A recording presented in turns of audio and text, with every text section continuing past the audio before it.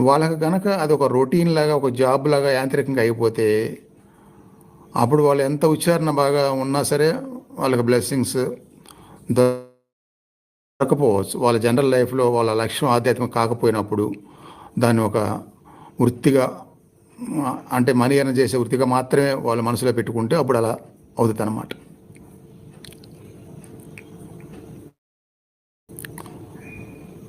అందుకని అవి వస్తాయి. ఆ డ్యూటీ ప్రకారం ఎప్పుడు ఎవరికి ఎంత రావాలో వస్తానే ఉంటాయి అమౌంట్.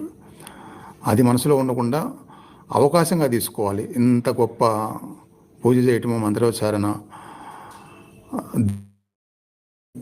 భగవంతుడికి అర్పించేట్టుగా మనసు పెడితే కనుక చాలా మంచి కర్మ మనకు దొరుకుతుంది. భగవంతుడికి చాలా దగ్గర అవుతాము అనే లక్ష్యం పెట్టుకోగలగాలి ఎవరైనా. అలా పెట్టుకుంటే అప్పుడు వెంటనే మంచి మార్పులు వస్తూ ఉంటాయి.